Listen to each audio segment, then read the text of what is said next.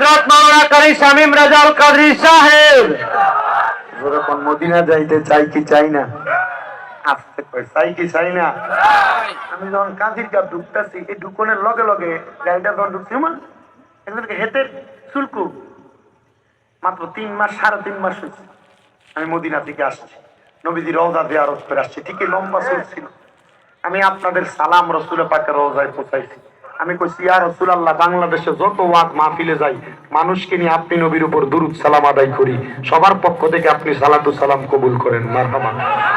শুধু আমি এই কথা বলি নাই, নবীজি রওজার সামনে দাঁড়ায় কইছি ইয়া রাসূলুল্লাহ, যারা এখনো মক্কা মদিনা আসতে পারে নাই আপনি তাদেরকে মরার আগে একবার আইনেন। এবার বলেন যে মক্কা মদিনা তো সুন্দর, আমরা সেখানে যাইতে চাই কি চাই না? আরে দয়াল আল্লাহ দয়া করেন রনে নসিব করেন মদিনা লা ইলাহা ইল্লাল্লাহ লা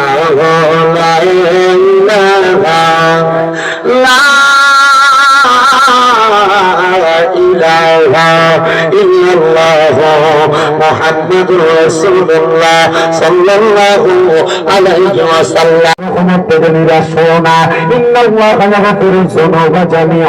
নিশ্চয় আমি আল্লাহ তাআলা সকল প্রকার বড় বড় গুনাহ ক্ষমা করে দেয়।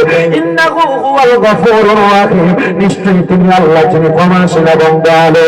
বন্ধুরা রে আমার ও পর্দার অন্তরালের মা বোনেরা, আমরা জীবনে অনেক গুনাহ করলাম গো।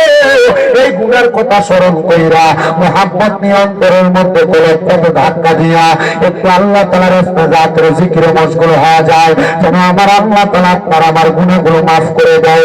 মুহাব্বতের আওয়াজ দিয়ে আল্লাহ তাআলা একটু ইস্তেগফারের জিকির করেন। আল্লাহ আল্লাহ আল্লাহ আল্লাহ, বন্ধ করেন।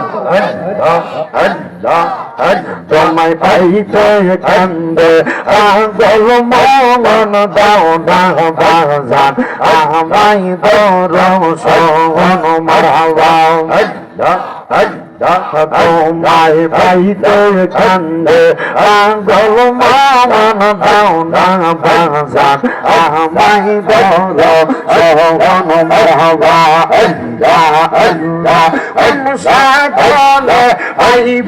সাহারাস্তি তোমার রঙ্গা ওই রঙ্গন মারহাবা। এইরকম সাধনে এই বগ মুর্শিদ তোমার রঙ্গা ওই রঙ্গন দাও না বাজান আমায় রঙ্গন মারহাবা। আল্লাহ আল্লাহ তোমায় আইতে কান্দে পাগল মন, দাও না বাজান আমায় রঙ্গন মারহাবা। আল্লাহ আল্লাহ আল্লাহর বলতে আমি নাই রে আমি মরজি অন্যের দয়াল তুমি মরজি মন মারহাবা। আল্লাহ জীবন যৌবন সেই প্রাণ দিলাম, জীবন যৌবন সেই প্রাণ দিলাম, আইলে তোর দহরঙ্গা ও মন দয়াল তুমি মরজি মন মারহাবা। আল্লাহ আল্লাহ তোমায় আইতে কান্দে পাগল মন, দাও না বাজান আমায় দর্শন মারহাবা। আল্লাহ আল্লাহ আল্লাহ আল্লাহর নামে শরণ নাই। আল্লাহ আল্লাহ আল্লাহ লা ইলাহা ইল্লাল্লাহ মুহাম্মাদুর রাসূলুল্লাহ। আখেরাতে আর ভবিলাই আর সালাতের মারহাবা। আল্লাহ আল্লাহ আল্লাহ দিন আলা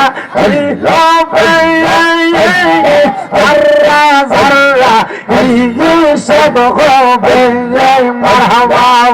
আল্লাহ আল্লাহ যেদিন আনা হবে তোমায় ধরাবাই সেই দিন তোমায় ধরাবাই মোহাম্মদ রাসূল আগে আগে পারবো হইতে আনসার কওমুল মাওয়া আল্লাহ আল্লাহ লা ইলাহা ইল্লাল্লাহ মুহাম্মদ রাসূল আগে আগে পারবো হইতে আনসার কওমুল মাওয়া আল্লাহ আল্লাহ আল্লাহ হাজার বাবা আর লাগবে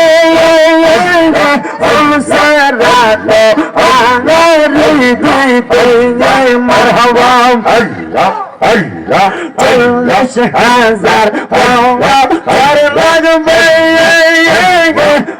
সারাতে আনারি দিতে মারহাবা আল্লাহ সেই দিন তোমায় ধরাবো সেই দিন তোমায় ধরাবো মোহাম্মদ রাসূল আগে আগে পার হইতে আনসার কওমুল আল্লাহ আল্লাহ রাসূলুল্লাহ আমরার তোদের বেবি মুক্তি আদানি রাসূলুল্লাহ আমরার তোদের মনে মারহাবা আল্লাহ আল্লাহ রাসূল পাইলে আল্লাহ পাবে এই কথা কুরআনে পাবে আল্লাহ নবী এই কথা শুনাইলে মারহাবা আল্লাহ রাসূলের পথ আল্লাহর পথ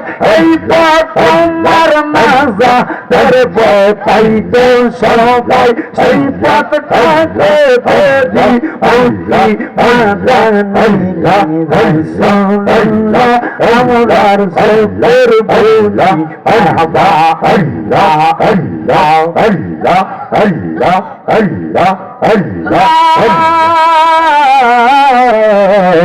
ইলাহা ইল্লাল্লাহ মুহাম্মাদুর রাসূলুল্লাহ সাল্লাল্লাহু আলাইহি ওয়াসাল্লাম আল্লাহুম্মা আমিন আল্লাহুম্মা আমিন আলহামদুলিল্লাহি রাব্বিল আলামিন আসসালাতু ওয়াসসালামু আলা রাসূলিল কারীম রব্বানা যালামনা আনফুসানা ওয়া ইল্লাম তাগফির লানা ওয়া তারহামনা লানাকুনান্না মিনাল খাসিরিন ইয়া ইলাহি রহম ফরমা মুস্তাফা কি ওয়াসতে খুলে দে দরওয়াজায়ে রহমত গাদা কি ওয়াসতে रहमतुल लिल आलमीन खत्मे रसूल जाने जगह अहमद हामिद मुहम्मद मुस्तफा की वास्ते महमूदो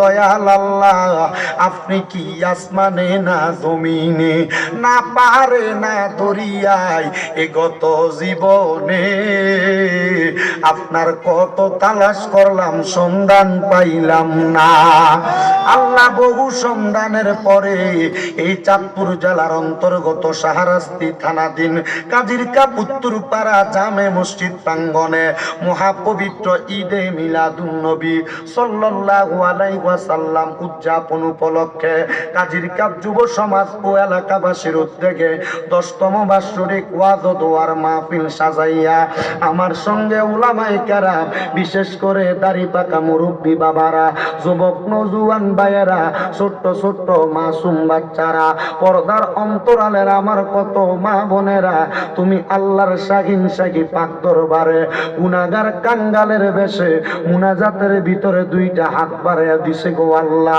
যার মুনাজাত তোমার কাছে মায়া লাগে পছন্দ হয় ওই হাতের উসিলায় আমরা প্রত্যেকের জীবনের গুনাহ তুমি আল্লাহ ক্ষমা কইরা দাও মাবুদ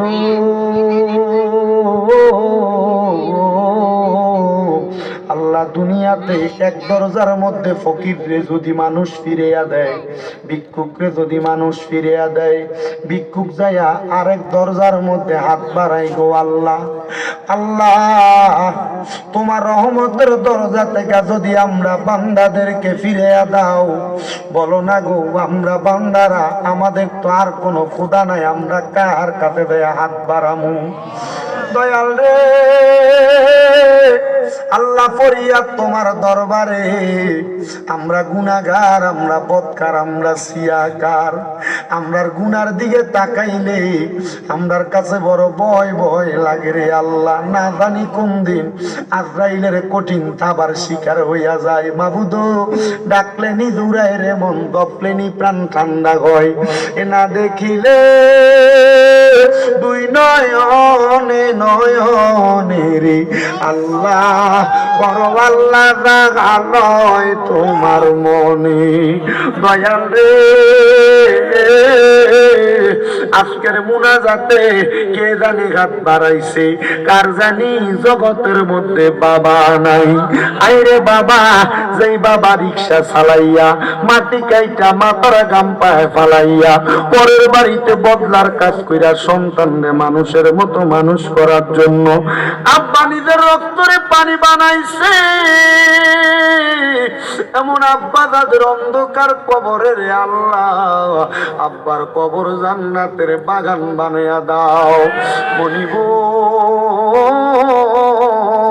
কে জানি হাত বাড়াইছে, কার জানি জগতের মধ্যে মা নাই। হায়রে মা,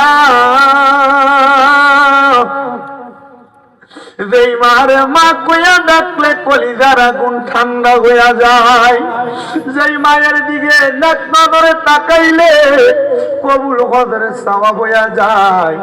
আল্লাহ কে জানি এমন মা দুঃখিনীর অন্ধকার কবরে শোয়াইয়া দিছে। আল্লাহ এমন মা যাদের অন্ধকার কবরে আমার কবর জান্নাতের বাগান বানাইয়া দাও। এমন অনেক কপাল পুরা কত বাগারা হাত বাড়াইছে, মাও নাই বাবাও নাই, জনমের এতিম আম্মা আব্বা দুইজনের কবর নাজাতের ফয়সালা করো। যাদের মা বাবা বেঁচে আছে হায়াতে তৈয়বা নসিব করে দাও। আম্মা আব্বা অসুস্থ থাকলে পরিপূর্ণ সুস্থতা নসিব করো। আম্মা আব্বা বেঁচে থাকলে হায়াতে তৈয়বা নসিব করো। আম্মা আব্বার হায়াতে বরকত দান করো, মনের নেক নেক আশাগুলা পূরণ করো। দয়াল রে ফরিয়াদ তোমার দরবারে, আজকের মাহফিলে যারা টাকা দিয়া, পয়সা দিয়া, শ্রম দিয়া, বুদ্ধি দিয়া, পরামর্শ দিয়া, মাইক দিয়া, লাইট দিয়া, প্যান্ডেল দিয়া, মিডিয়ার বাইরে সহ সম্মানিত শ্রোতা মণ্ডলী, পুরুষেরা, পর্দার অন্তরালের মা বোনেরা, বিশেষ করে তাবারুকের জন্য যারা দান করে সহযোগিতা করেছে, তাদের প্রত্যেককে তুমি কবুল মঞ্জুর করে নাও।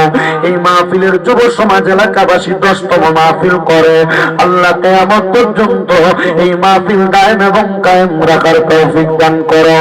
মরণ দিবা দুঃখ নাই, তবে বেঈমান বানায় মরণ দিও না। আল্লাহ আমাদের প্রত্যেকের ব্যবসা বাণিজ্য কাজে করবে বরকত দাও, পড়ালেখার মধ্যে বিদ্যা বুদ্ধি বাড়াইয়া দাও। আমার ফিলিস্তিনের গাদার মুসলমানদেরকে হেফাজত করো। সোনার বাংলাদেশের উপর তোমার কাছে রহমত বরকত দান করে দাও। আল্লাহ যতগুলো ফরিয়াদ করলাম, দরখাস্ত করলাম, কবর মঞ্জুর করো। অনেকের চাকরি হয় না, ব্যবস্থা করো। বিদেশ যাওয়ার চেষ্টা করে যাইতে পারে না, ব্যবস্থা করো। অনেকের কন্যা বিবাহ দিতে পারে না, বিবাহের ব্যবস্থা করো। আর আমাদের প্রত্যেকের মরণের আগে আখিরি জবানে মধুর কালেমা পড়ে দিয়েন, লা ইলাহা ইল্লাল্লাহ মুহাম্মাদুর রাসূলুল্লাহ সাল্লাল্লাহু আলাইহি ওয়াসাল্লাম। জবান খুলে উচ্চ কণ্ঠে জোরে জোরে কোন আলহামদুলিল্লাহ। আপনারা বলেন হঠাৎ করে দোয়া চাইলাম একজনের কাছে, তিনি কি? ওই আল্লাহর প্রশংসা করলে লাভ আছে না নাই? কম না বেশি? বেশি লাভ হলে প্রশংসা কম হবে না বেশি হবে? ও বাজান আমার, আমি আর ডাইনে বামে যাচ্ছি না। আমার মাহফিল কমিটি দুইটা সাবজেক্ট ধরে দিছে, 1 নাম্বার পর্দা, 2 নাম্বার মা বাবার খেদমত। আমি বুঝতেছি না কোন পর্দার ওয়াজ করব। ওয়াজে ঢুকেই দেখি মাহফিলের বাজারের ভিতরে বেরিয়ে আয়, ওয়াজের এলাকার মধ্যে প্রবেশ করেই দেখি মাহফিল বেপর্দা বাইরিতেছে। এ মুসলমান আসেন, আমি পর্দার ওয়াজ করলে আজকের মাহফিলের ভিতরে বহুত মুরব্বীরা ধরা খাইব। আমি পর্দার ওয়াজ করলে বহুত জিয়ের বাফেরা ধরা খাইব। আমি পর্দার ওয়াজ করলে বহুত জামাইরা ধরা খাইব নিজের বউয়ের কারণে। আমি পর্দার ওয়াজ করলে এখানে অনেক ভাইয়েরা ধরা খাইব তাদের বোনের কারণে। আমি জানতে চাই ওয়াজ যদি কারোর উপরে পড়ে পারবেন আপনারা?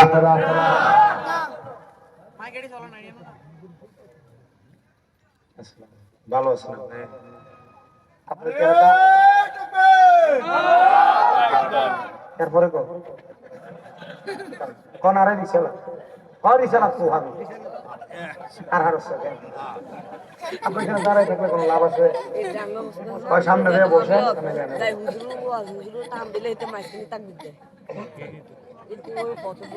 আল্লাহ কবুল করুক, আমিন কোন মহব্বতে কোন আমিন। নবীর নাম দিয়ে মাহফিল করবো, নবীর নামের স্লোগান হবে না, এটা কি হতে পারে? এর লাগে নারে রিসালাতের পক্ষে আছি আমরা, ঠিক কিনা? আমি কেউ বিরোধিতা করি না, আমি আমার মতো করে রানিং ওয়াজ করে যাই। তা আমার কথা হচ্ছে, আমি যদি ওয়াজ করি যদি কারোর উপরে পড়ে আমি জানি না, ঠিক আছে? আমি আপনার থেকে আগে ওয়াদা টোয়াদা ভাঙ্গিয়া ফেস্টেস ভাঙ্গিয়ার পরে ওয়াদে ঢুকি। কি কোনো দিদি সাহেব? তাহলে আমার আল্লাহ তাআলা এই পর্দার ব্যাপারে কুরআনুল কারীমে কি বলেন? আল্লাহ বলেন বিসমিল্লাহির রাহমানির রাহিম ওয়া করনা ফি বুয়ুতিকুন্না ওয়া লা তাবাররাজনা তাবাররুজাল জাহিলিয়াতিল উলা। জবান খুলে উচ্চ কণ্ঠে জোরে জোরে কোন আল্লাহু আকবার। আমার আল্লাহ জানে দেয় বান্দা, তোমরা তোমাদের নারীদেরকে জাহিলিয়া যুগের মহিলাদের মতো বের হতে দিবা না। বলে হুজুর কেন? বলে জাহিলিয়া যুগে মহিলারা যখন বের হতো তারা এমন পোশাক আশাক পরে বের হতো, তার লজ্জাস্থান গুলা দেখা যাওয়ার কারণে তারা ধর্ষিত হইত।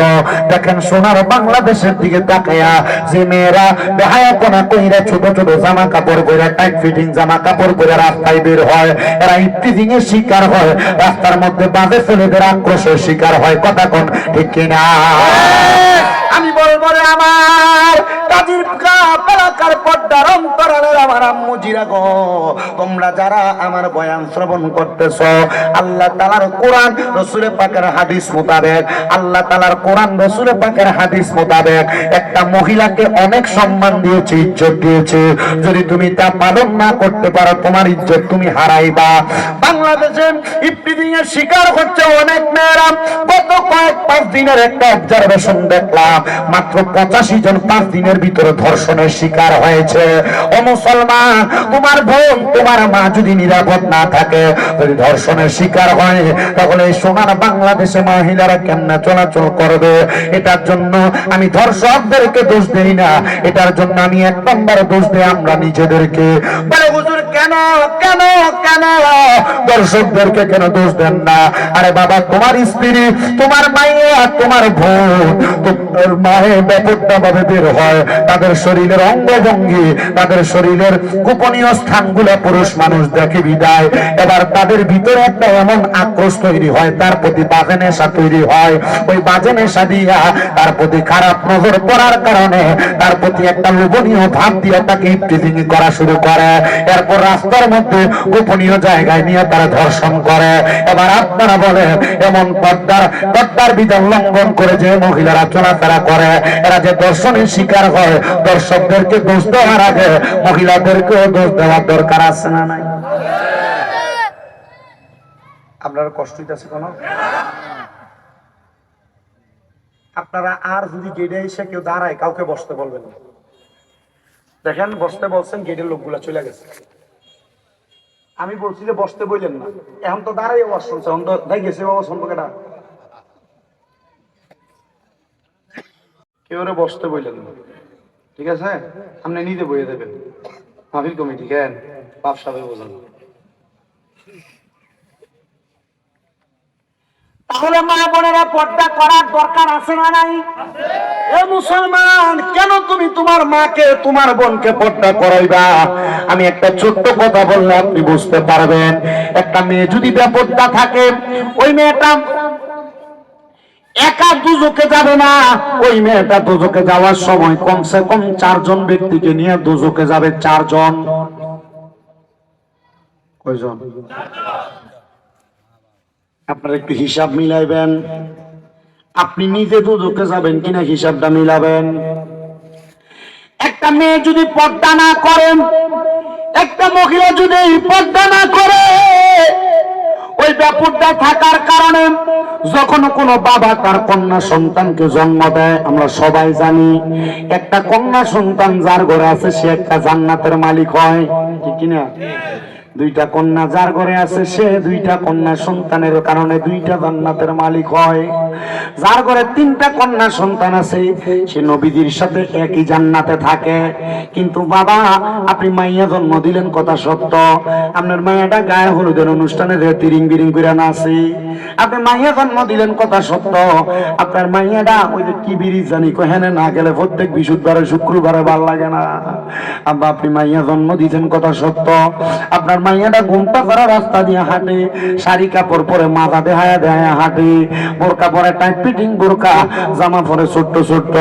এ মাইয়ার কারণে জান্নাত তো পাবেন না। ও মাইয়া যখন মারা যাবে, মাইয়ারে প্রশ্ন করবে, তুমি কেন এমন অবস্থা, তুমি কেন দুর্যোগবাসী? বলে বেপর্দার কারণে। বলে কারণ কি? তোমার আব্বা কি তোমার পর্দা করাই নাই? মাইয়া বলবে না, আমার আব্বা আমার পর্দা করাই নাই। তখন মাইয়ার বাবারে ডাক দিয়া মাইয়া এবং বাপ 2 জনকে দুজকের আগুনে দেওয়া হবে। ও মুরব্বি, নামাজে পড়েন আপনি, আপনার নামাজের কারণে আপনি দুজকে চলে যাবেন। কারণ আপনি নামাজ পড়েন, আপনার জিটা বেপর্দা চলাফেরা করে, এটার কারণে আপনারও তো জাহান্নামের মধ্যে পড়া লাগবে আপনার মাইয়ার সাথে। এবার আপনারা বলেন, বাপে বাবার জন্য জিয়ের পর্দা করানোর দরকার আছে না না? আপনাদের যাদের যাদের বোন আছে,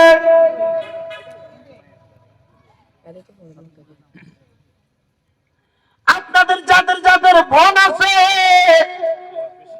আপনারা বোনকে মোটর সাইকেলের পেছনে নিয়ে নিয়ে ঘুরেন।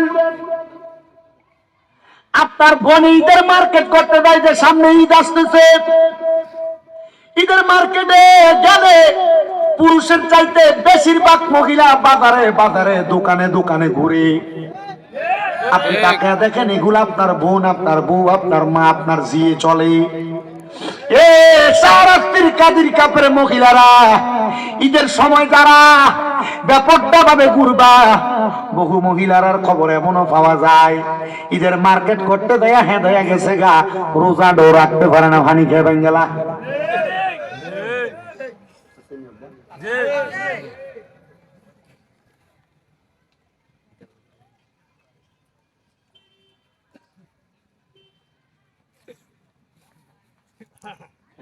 বই চাললো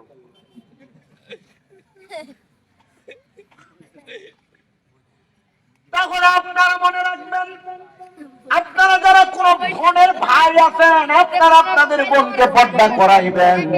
কারণ একটা বোন যদি পর্দা না করে, তাহলে ভাই তার জন্য জবাবদিহিতা করা লাগবে।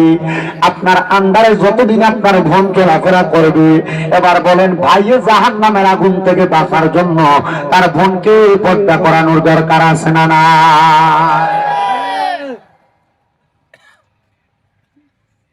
3 নাম্বার, আমরা যেখানে যারা আছি, আমরা কোনো না কোনো মায়ের সন্তান। একটা সন্তান তার মায়ের বেপর্দার কারণে দুজকের আগুনে জ্বলা লাগবে। বলে হুজুর কেমনে? যদি আপনি আপনার মারে পর্দা না করান, দেখবেন আপনাদের যাদের মা আছে, বয়স হয়ে গেছে, মুরব্বী হয়ে গেছে, বুড়া হয়ে গেছে, তারা মুরব্বী হওয়ার কারণে, বয়স হওয়ার কারণে যে কোনো পুরুষের সাথে সামনে চলে যায় কথা বলেন। আপনি মনে করেন না বয়স হয়ে গেছে, সামনে গেলে কি বা হবে? না রে মুসলমান, আপনার মা যত বয়স্ক হোক না কেন, একটা পরপুরুষের সামনে যাওয়ার কারণে আপনি যদি আপনার মা তারে পর্দা না করান, তাহলে আপনি সন্তান আপনার মায়ের কারণে দুজকের আগুনে জ্বলা লাগবে। ইসলাম খুব সহজ, ইসলাম আবার খুব কঠিন। সহজভাবে আপনি আপনার ভিতরে আবদ্ধ করে নিতে পারলে সহজ, আবার যদি আপনি এটাকে কঠিন বানিয়ে ফেলেন খুব কঠিন। না, আপনি এটা করতেছেন না। কেন করতেছেন না? আধুনিকতার ছোঁয়া বাংলাদেশের মানুষের গায়ে লাগছে। কথা কোন ঠিক না?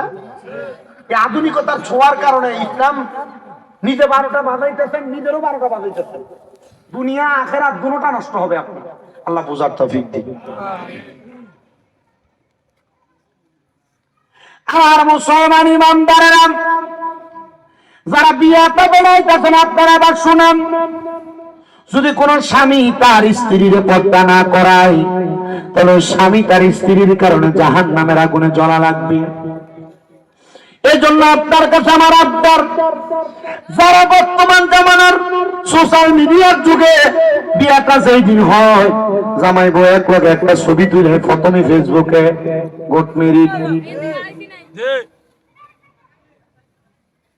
ফেসবুকে বউয়ের ছবি দেয় না, দেয় না,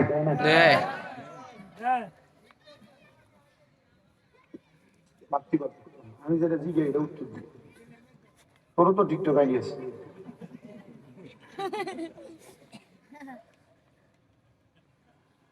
যে স্বামীরা তাদের স্ত্রীর ছবি ফেসবুকে দিয়ে বেড়ান,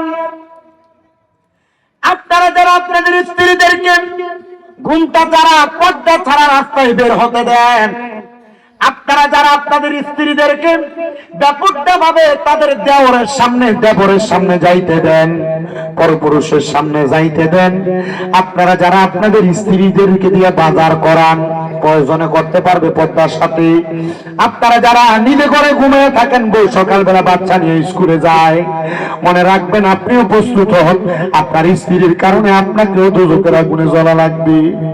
দেওরের বাদ বেড়ে দিতে আপনি নিজে আদেশ করেন, কি হইব এটা তার ভাইয়ের মতো, কিন্তু নবী কই না, দেবর ভাইয়ের মতো না। নবী গো কেমন? আমার নবী কই একটা ভাবির জন্য তার দেবর হলো কাল সাপের মতো, একটা ভাবির জন্য তার দেবর হলো মৃত্যু সমতুল্য। একটা কাল সাপ কামড় দিলে যেমন ভাবে মানুষ মারা যায়, একটা ভাবি তার দেবরের সামনে গেলে এমন তার মৃত্যু হয়ে যায়।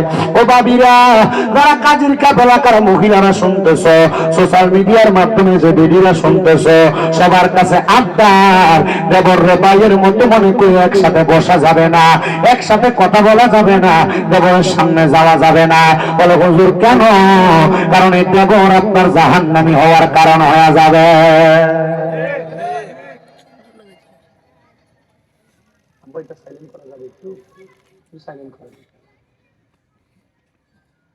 আপনারা কষ্ট হইতেছে বা?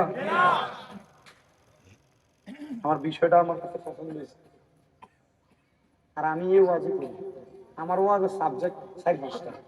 আমি মাহফিলে গেলে হয় হুজুর মা বাপের ওয়াজ করেন, না পর্দার ওয়াজ করেন, না ইমানদার বেঈমানের মৃত্যুর ওয়াজ করেন, আনলে কবর হাসরের ওয়াজ করেন, আনলে জান্নাত জাহান্নামের ওয়াজ করেন। আমি দেখছি এই বছর যত জায়গায় মাহফিলে গেছে আমার এই সাবজেক্টে 5টাই দেয়। আলহামদুলিল্লাহ তো বললেন, আলহামদুলিল্লাহ। এই দরকারি বিষয়।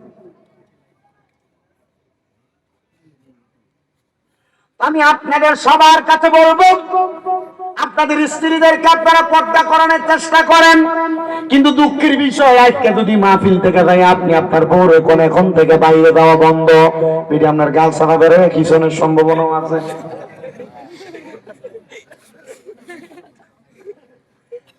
না সবাই না, চাইবেন আবার মনে কষ্ট নিয়েন না। আজকে থেকে যদি বলেন তোমার পর্দা করা লাগবে, ঢাকনা দিয়ে টাকা রাখবে, আপনার বউ আপনার কথা শুনবে না।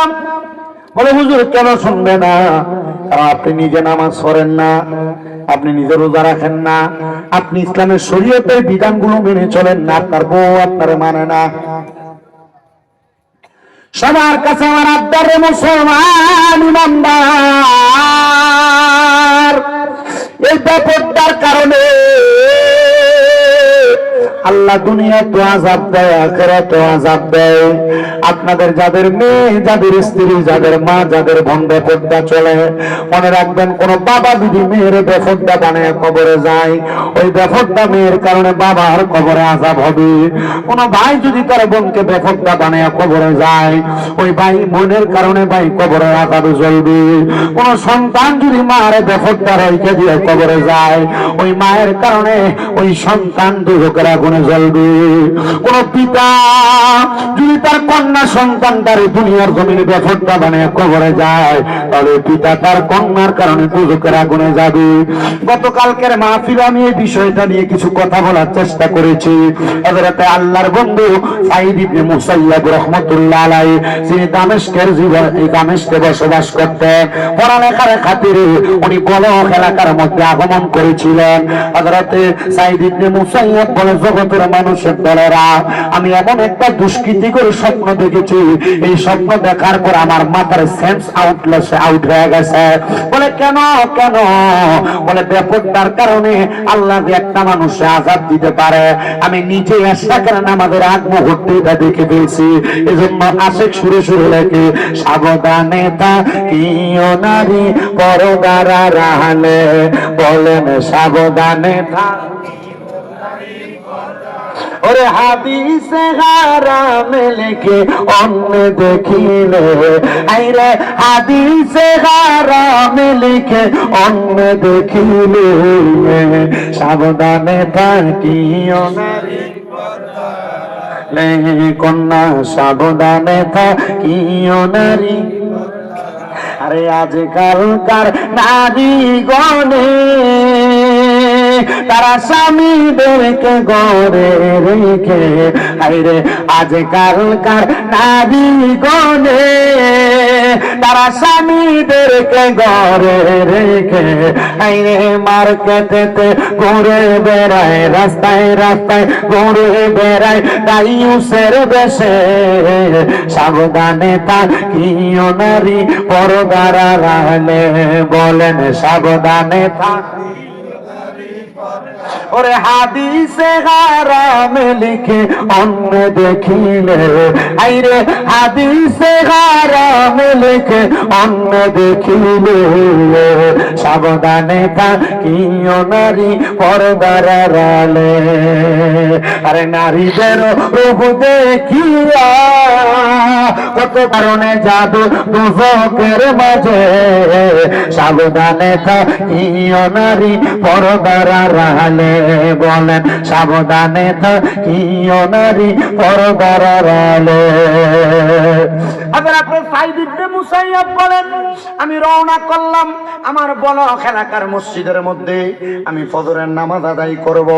সাঈদ ইবনে মুসাইয়্যিব বলেন, আমি ফজরের নামাজ আদায় করে প্রত্যেক দিন সূর্য ওঠার আগ পর্যন্ত নামাজের মুসল্লা থেকে উঠতাম না। বলে কেন? আমার নবীজি ফজরের নামাজ পড়ে সূর্য ওঠার আগ পর্যন্ত নবীজি নামাজের মুসল্লাতে জিকির আজকার করতেন। নবীজি ততক্ষণ নামাজ মুসল্লাতে করতেন না যতক্ষণ সূর্য ওঠার সাথে সাথে আমার নবীজি 2 রাকাত ইশরাকের নামাজ না পড়তেন। নবীজি ইশরাকের নামাজটা কেন পড়তেন? আমরা ফজরের নামাজও পড়ি না, আবার ফজরের নামাজ কোন রকম পড়লে মুরগি যেমন ঠুকর দিয়া দিয়ে আদার খায়, কোন রকম সেজদা গুলা দিয়ে আমরা তাড়াতাড়ি বাড়িতে চলে যাই। কিন্তু আমার নবীজি ফজরের নামাজ আদায় করে নামাজের মুসল্লা থেকে উঠতেন না। নবী আমার সূর্য ওঠার আগ পর্যন্ত নামাজের মুসল্লাতে বসে থাকতেন। যেরকম সুবহানাল্লাহ। আমার নবী ইশরাকের নামাজ পড়তেন। হযরত সাঈদ ইবনে মুসাইয়্যিব বলেন, আমি ইশরাকের নামাজের জন্য অপেক্ষা করলাম, কিন্তু আমার এই দিন চোখের মধ্যে একটু ঘুম ঘুম ভাব। এই ঘুম ঘুম ভাব যখন আমার চোখের মধ্যে, আমি একটু হতাশাগ্রস্ত হয়ে গেলাম। আগের দিন রাত্রে আমি একটু কাজ করেছি, পড়ালেখা করার কারণে রাত্রে জায়গা জায়গা ইবাদতের কারণে ফজরের পরে আমার চোখে একটু ঘুম লাগা গেছে। আমি এমন ঘুম লাগার কারণে আমি সাঈদ ইবনে মুসাইয়্যিব আমার নামাজের মুসল্লাটাতে একটা সেজদা দিছি। সেজদারত অবস্থায় আমি সাঈদ ইবনে মুসাইয়্যিব চোখগুলো বন্ধ হয়ে আসছে, আমার ঘুম লাগা গেছে। এমন টাইমে আমি হঠাৎ করে একটা দুঃস্বপ্ন দেখলাম। আমি দেখলাম আমার চোখের সামনে একজন পাঞ্জাবিওয়ালা মাথার মধ্যে টুপিওয়ালা ব্যক্তি হাজির হয়ে গেছে। আমি তাকে দেখলাম ওনার নাভি থেকে পায়ের তালু পর্যন্ত আগুন ধাউ ধাউ করে জ্বলতেছে, আর নাভি থেকে মাথার তালু পর্যন্ত সুন্দর ভালো অবস্থা। আমি ওনারে জিজ্ঞেস করলাম, এ বাবা, আপনার নাভি থেকে তালু পর্যন্ত কেন আগুন জ্বলে আর উপরের অংশ কেন ভালো আছে? উনি আমার উত্তর দেয়, হুজুর, আমি স্বপ্নে আপনাকে এই জন্য দেখা দিয়েছি যদি আপনার কারণে আল্লাহ তাআলা আমার কবরের আযাবটা মাফ করে দেয়। বলে কারণ কি? কারণ কি? বলে কারণ হইল আমার দুইটা কন্যা, একটা কন্যা ভালো আর একটা কন্যা খারাপ। বলে হুজুর কেমনে কারণটা বলেন? বলে আমি যখন দুনিয়া থেকে ইন্তেকাল করি, ইন্তেকাল করার সময় আমার একটা কন্যা সন্তান ছিল, যার বয়স ছিল 12 থেকে 13 বছর। ইন্তেকাল করার সময় আমার স্ত্রীর গর্ভে একটা সন্তান ছিল, যে সন্তানটার গর্ভে থাকা অবস্থায় বয়স ছিল 5 মাস। এ হুজুর, আমার 13 বছরের কন্যাটারে আমি নামাজি বানাইছি, কোরআন পড়নেওয়ালা বানাইছি, রোজা রাখনেওয়ালা বানাইছি, পর্দাশীল বানাইছি, কিন্তু আমার যে কন্যাটা আমার স্ত্রীর গর্ভে ছিল, আমার ইন্তেকালের পরে আমার স্ত্রী তার সুন্দর করে মানুষ করতে পারে না। যুগের হালের পরিবর্তনের কারণে আমার মেয়েটা বেপরদা ঘুরে বেড়ায়, আমার মেয়েটা মানুষের সঙ্গে অশ্লীল আচরণ করে, বাজে ব্যবহার করে। হুজুর, আমার ভালো মেয়েটার কারণে আল্লাহ তাআলা আমার শরীরের অর্ধেক অংশ ভালো রাখছে, কিন্তু যে মেয়েটা বেপরদা, এই মেয়েটার কারণে আমার শরীরের আধা অংশ আগুনে দাও দাও করে জ্বলতেছে। জোরে জোরে বলেন বাবা নাউজুবিল্লাহ। সাইদ ইবনে মুসাইয়্যিব বলে, আল্লাহ, এমন স্বপ্ন তুমি আমারে দেখাইলা, যে স্বপ্ন দেখা আমি ঠিক মতো খাবারে খাইতে পারি না, এবাদতে আমার মনোযোগ হয় না। সাইদ ইবনে মুসাইয়্যিব মনে মনে চিন্তা করে উদ্যোগ নিলেন, আমি পুরো বলক এলাকার ঘরে ঘরে তালাশ করব কে সেই ব্যক্তির পরিবার। পুরো এলাকা তালাশ করলাম, কোন পরিবারের সন্ধান পাইলাম না। হঠাৎ করে একটা ঘরের দরজার